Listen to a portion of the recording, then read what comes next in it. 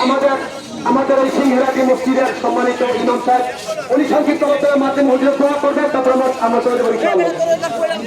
আসসালামু আলাইকুম ওয়া রাহমাতুল্লাহি ওয়া বারাকাতুহু। একটি আলাম হলো প্রতি বাচ্চা আমাদের পুলিশ ভাইদের হেফাজতে আছে, যাদের হারিয়েছে ইনশাআল্লাহ পুলিশ ভাইদের সাথে সাক্ষাৎ করলে ইনশাআল্লাহ তারা দিয়ে দেবে।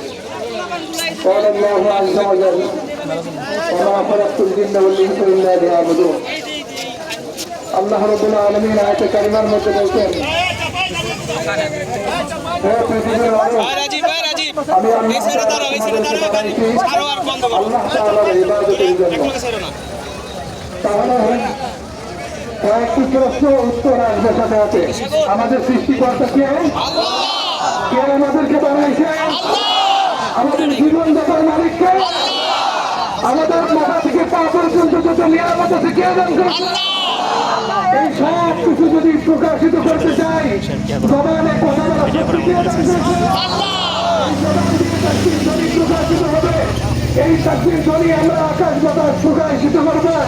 বাতাসের যে বাতাস প্রবাহিত হবে, আমাদের এই বাতাসের সাথে যেন আল্লাহ তাআলা তাকবীর ধ্বনি প্রকাশিত হয়। আমাদের মা বোনদের যে সমস্ত আহাজারি সর্বদা ইনশাআল্লাহ তাদের পাশে দাঁড়াবো। অল্প কথায় আমরা অনেক কথা শুনছি, যা কিছু শুনছি ইনশাআল্লাহ আমরা আমলে যদি প্রয়োগ না করি তাহলে আমাদের সব কিছু বিনাশ হয়ে যাবে। সর্বপ্রথম বিষয় হলো যে ইসরায়েলের যত পণ্য আছে সমস্ত পণ্য আমাদের বয়কট করতে হবে।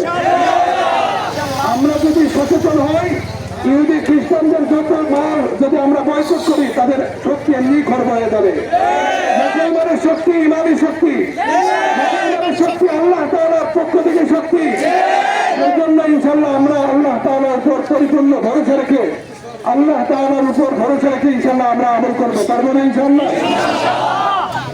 আরেকটা বিষয় হলো আমরা দোয়া করব। আল্লাহ রাসূল দোয়া করেছেন, কিন্তু আল্লাহ রাসূল বদরের যুদ্ধের ময়দানে শামিল হয়েছেন কিনা? 23টি যুদ্ধে শরীক হয়েছেন কিনা? বিভিন্ন স্থানে যুদ্ধের জন্য সারিয়ে পাঠাইছেন কিনা? আমাদের জন্য যদি যুদ্ধের যদি ডাক হয়, কে কে প্রস্তুত আছে ইনশাআল্লাহ?